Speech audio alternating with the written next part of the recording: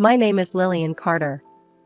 I own Carter Colors, a company that's made a big splash in the world of art supplies. I've worked my butt off to get where I am, and at 35, I felt like I was on top of the world. It was at a trade show in New York where my life took a turn that I hadn't seen coming. Walking through the crowded venue, I could hear the buzz about the latest trends in art materials. That's where I bumped into Ethan Gray. You could say he was famous, or more like infamous, in the art circles. His paintings sold for thousands, and his personal life filled just as many gossip columns. Lillian Carter, right? Ethan's voice cut through the noise as he approached my booth, his eyes scanning the vibrant display of aerosol paints. That's me, I replied, extending a hand. And you're Ethan Gray. Seen your work, heard a lot more. He flashed a grin, his gaze still lingering on the cans. We ended up talking over drinks after the show. Ethan was charming, no doubt about it, and he knew how to make a girl feel like she was the only one in the room. So, Lillian, how'd you get into this gig? Ethan asked, swirling his drink. Started in my garage. Just me, some paint, and too many ideas. Now it's this, I said, spreading my arms wide. What about you? Always a painter? Kind of fell into it, he shrugged. But let's talk more about you. Your stuff's everywhere. Bet you're killing it. The conversation flowed as easily as the drinks, and by the end of the night, I was pretty taken with him. Ethan wasn't just interested in my business, he seemed genuinely into me. It was refreshing, considering most men were either intimidated or just wanted to talk shop. A few months flew by, and Ethan was everywhere I was.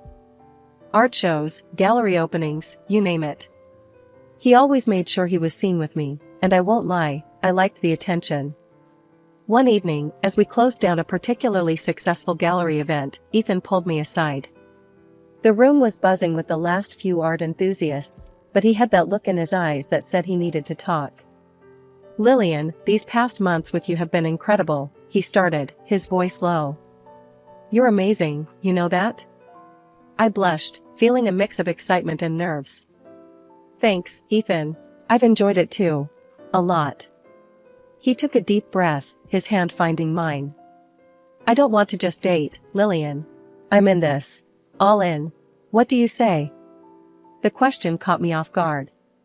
Here was a man who'd been the talk of the town, known for his fleeting romances, and he was looking at me like I was his next masterpiece. I say, let's do it, I replied, my voice steadier than I felt. That night, Ethan asked me to marry him in a way that was both shocking and utterly perfect. It wasn't long before we were planning a wedding that was bound to be as colorful as my paints. After our whirlwind wedding, which was the talk of the town, Ethan and I moved into a spacious new house that I had picked out, imagining kids running around, their laughter filling up the halls. It was a big step, buying that place, but I felt it was right. It felt like our future was starting to take shape right before my eyes. To sweeten our new beginning, I surprised Ethan with a sleek new car. For all the times you'll drive back from your studio, all inspired and messy, I joked as I handed him the keys. He laughed, hugged me tight, and said it was more than he deserved. I got one for myself too, so I guess we both deserve the best, I shot back with a grin. Ethan continued working out of his old studio across town, despite my suggestions to set one up at home. Babe, I'm a creature of habit. That old studio, it's got the vibes, the history. Can't just leave that behind. He'd explain every time I brought it up. I didn't push it, I respected his space and his process. Plus, I was busy too, launching a new store downtown, expanding Carter Colors. One evening, as we were relaxing on our back porch, Ethan brought up a new project he was dreaming about. Lil, I've got this idea, something big. But I'm a bit strapped right now, he said, looking out into the yard, his voice unusually hesitant. What kind of big? I asked, intrigued. A new series of paintings. Different from anything I've done before. I want to experiment, push boundaries, he explained, his eyes lighting up as he spoke. That sounds amazing, Ethan. So, what's holding you back? I leaned in, always excited to see him passionate about his work. Funds, babe. It's a costly venture, and I'm a bit tight financially. I need $100,000, he admitted, scratching the back of his head. Without a second thought, I replied, "Why didn't you just say so? Let's finance it." "Lillian, you are incredible. Seriously, the most generous woman in the world," he said, his voice thick with emotion. I brushed off his praise with a wave of my hand. "Stop it. Just go make those masterpieces." The money went into his account, and soon after, Ethan's project kicked off. We'd go to his exhibitions together, and it was hard not to feel proud as I watched him talk about his art, the crowds hanging on his every word. I felt like we were a power couple, making our marks in our respective fields. One night, after an especially successful opening, we celebrated over dinner. "You see, Lil, this is all because of you. You inspire me," Ethan said, reaching across the table to squeeze my hand. "Nah, it's all you, babe.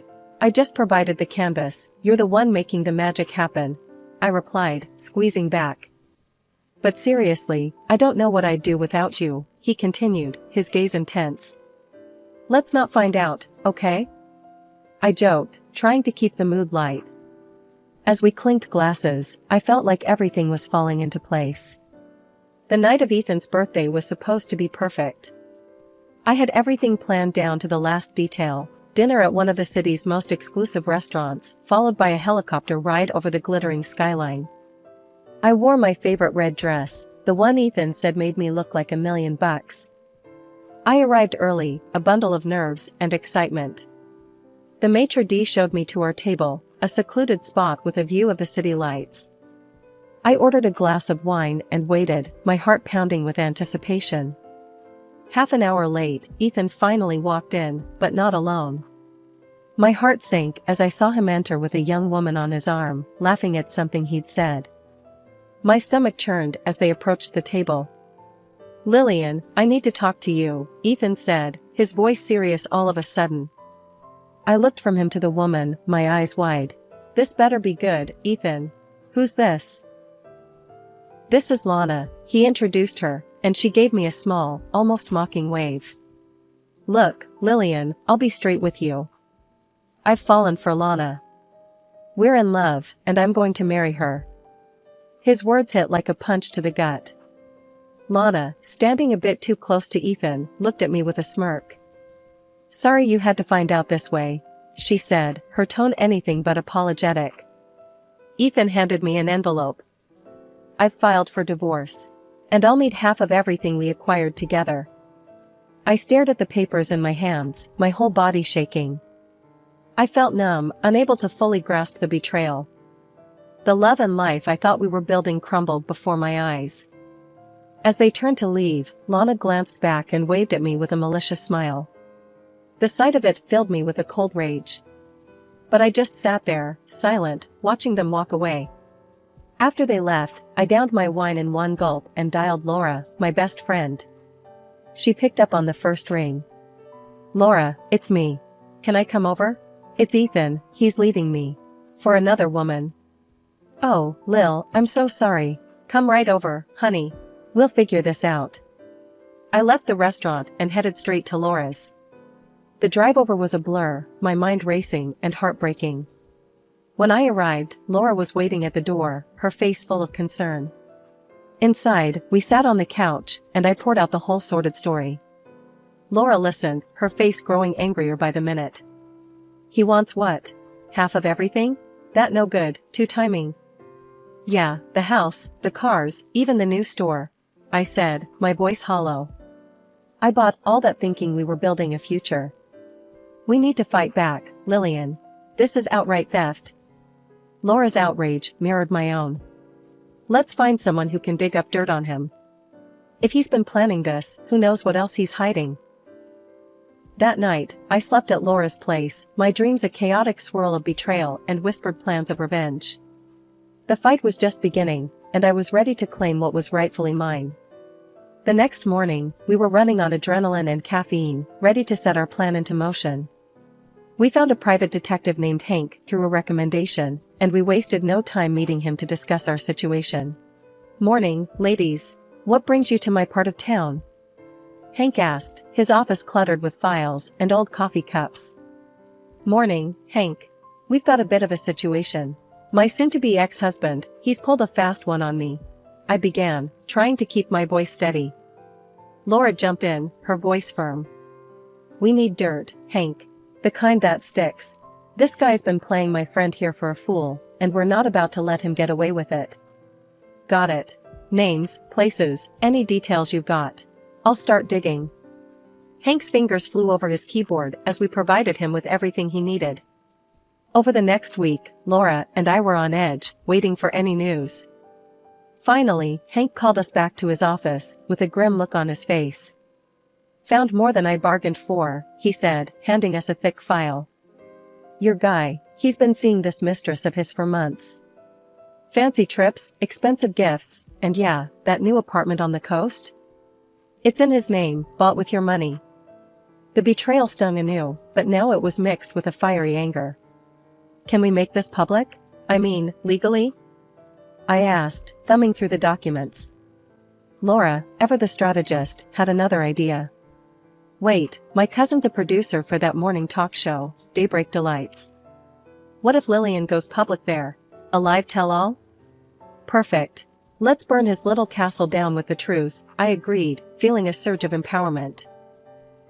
We arranged for me to appear on the show. The night before, I was a bundle of nerves, but Laura stayed on the phone with me, rehearsing what I would say. The morning of the show, I sat across from the host, a sympathetic woman named Marcy. Today, we have Lillian Carter, who's here to share a troubling personal story involving deception and betrayal. Lillian? Taking a deep breath, I looked into the camera. Thank you, Marcy. Yes, I'm here because I believe in standing up against deceit.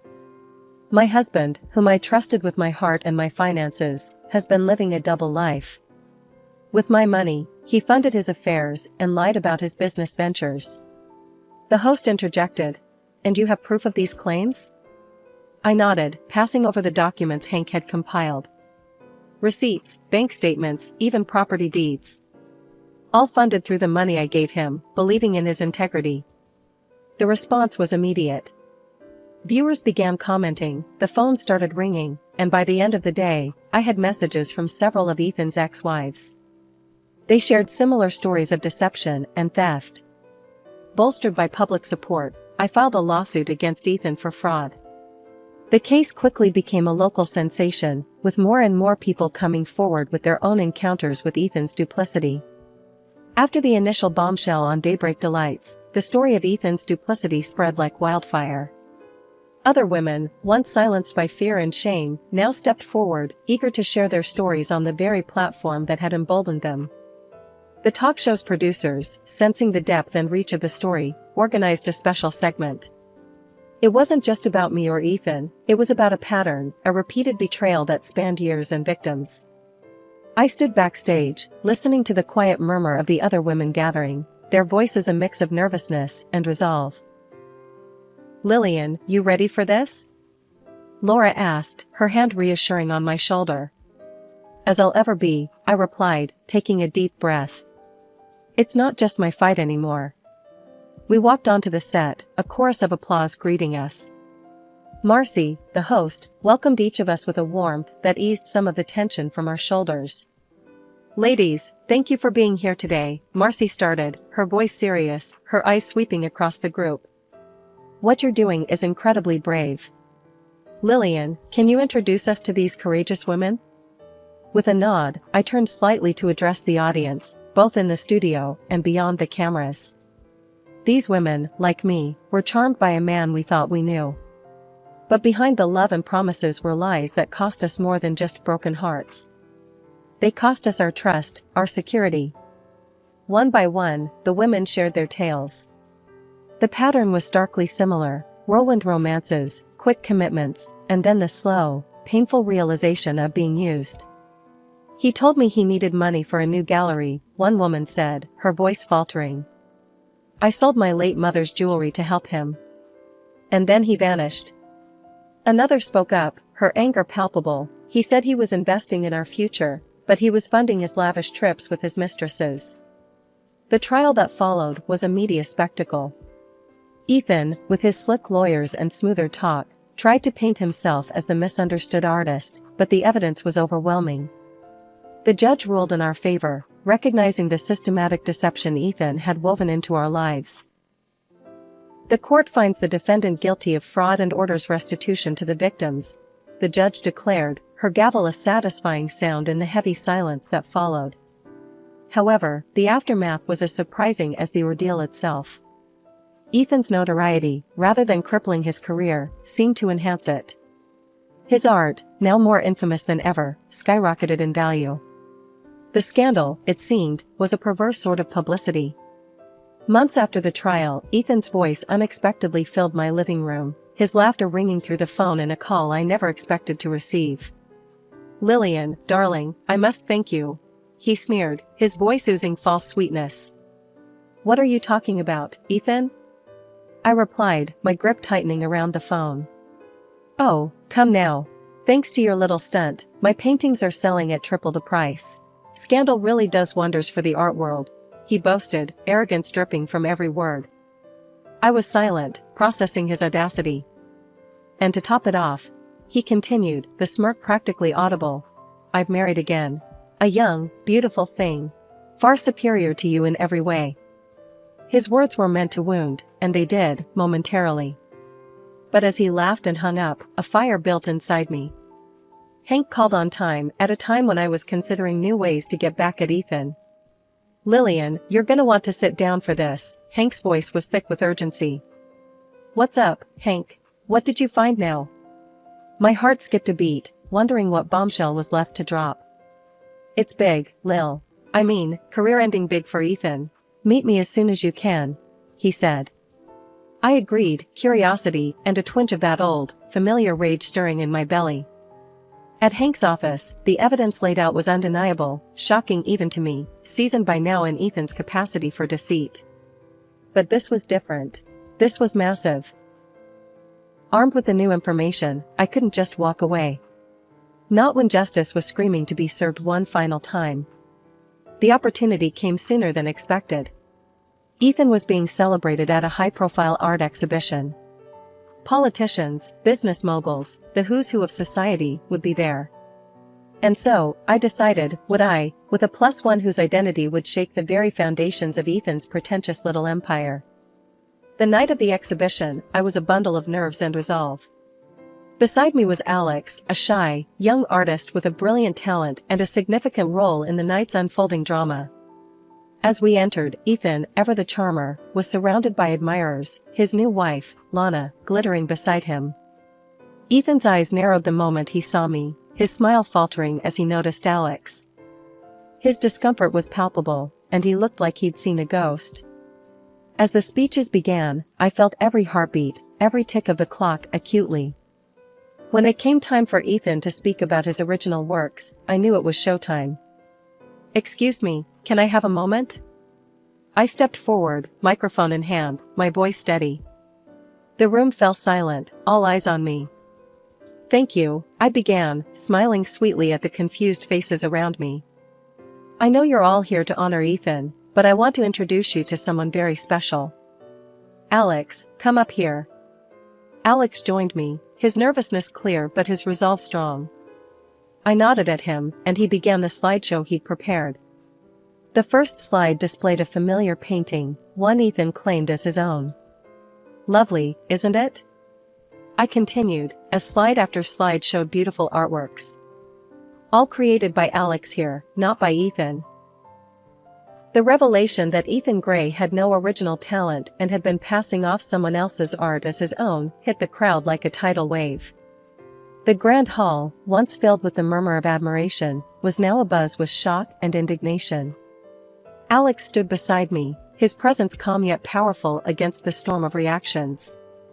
His admission on the stage, backed by undeniable evidence of contracts and payments, mere crumbs compared to the fortunes Ethan had made, was the final nail in the coffin of Ethan's career.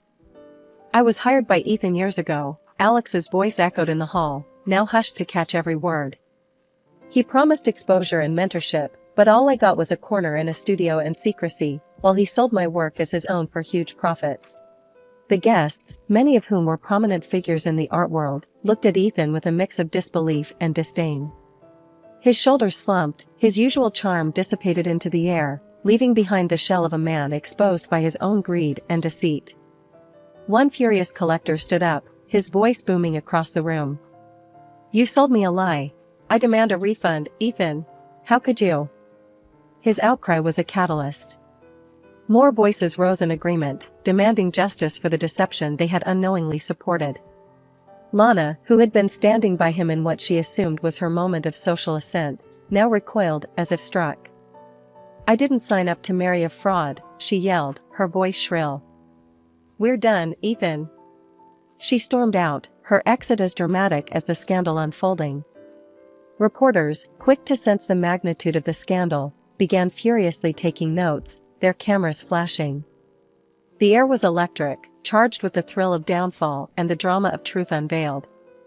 Seeing an opportunity not just for vengeance, but for rightful recognition, I stepped forward once more, seizing the moment to turn the tide. "Ladies and gentlemen," I began, my voice clear and commanding over the noise. "Tonight has been a revelation not just of deceit but of true talent. This young man, Alex Mercer, is the real artist behind the paintings you've admired tonight." The room quieted, eyes turning to Alex, who stood a little taller under the gaze of the art world's elite. As his agent, I'm proud to present his genuine work, not just for sale, but for the recognition he rightfully deserves. We welcome galleries, collectors, and art lovers to support true talent, unshadowed by deceit. The shift in the room was palpable. Curiosity replaced shock, and several gallery owners and art dealers approached us, their expressions one of intrigue and respect. "Mr. Mercer, could we discuss potential exhibitions?" one gallery owner asked, her tone eager and genuine. "Absolutely," I replied, smiling at Alex, who was finally receiving the recognition he deserved. As the crowd began to buzz with positive murmurs and discussions of potential deals, I looked over at Ethan, now a bystander in his own downfall. His empire, built on lies and exploitation, had crumbled. 4 years had flown by since that explosive night at the exhibition. Life, it seemed, had settled into a rhythm more beautiful and fulfilling than I ever could have imagined. Alex and I, now not just partners in business but in life, had woven our paths together. The morning light filtered through our bedroom window, casting playful shadows on the wall. Alex, already awake, was sketching by the window, his fingers moving deftly over the paper. Our little boy, Max, was already sitting at the table, munching on his breakfast. "Mommy, look." Max held up his crayon masterpiece, colors sprawling across the page in wild abandon. "That's amazing, buddy. You're gonna be just like Alex," I said, ruffling his hair. Alex joined us, placing a kiss on my head and then on Max's. "He's got your creativity, Lillian. We might have a little artist on our hands." Life had indeed been kind, but it wasn't just our family flourishing. Alex's career as an artist had skyrocketed, his genuine talent now recognized and celebrated far and wide. And me, stepping into the role of his agent, I found a passion for advocating and nurturing real talent, something that gave me a deep sense of fulfillment. As we sat at the breakfast table, the phone rang. I answered, still smiling from our morning banter. "Lillian Carter," I greeted. "Lillian, it's Diane from Galleria Moderna. We just wanted to confirm Alex's solo exhibit next month. We're expecting a massive turnout." "That's fantastic, Diane. We're all set on our end. Alex has some incredible pieces ready to go," I replied, my heart swelling with pride. After the call, I looked over at Alex, who was now helping Max with his crayon choices. "Another packed house expected, Mr. Mercer. Seems you're the man of the hour, yet again." Alex chuckled, wrapping an arm around me. "Only because I have an amazing agent. And the best family a guy could ask for." Our lives were a stark contrast to the chaos that had engulfed Ethan. Plagued by lawsuits from galleries, museums, and private collectors, his world had crumbled. The last we heard, he had fled the country, a broken man chased away by the weight of his own deceit. The scandal that once threatened to stain my life had instead cleared the path to this new beginning. I had not only found success in business, but had found love and built a family on foundations of trust and genuine support.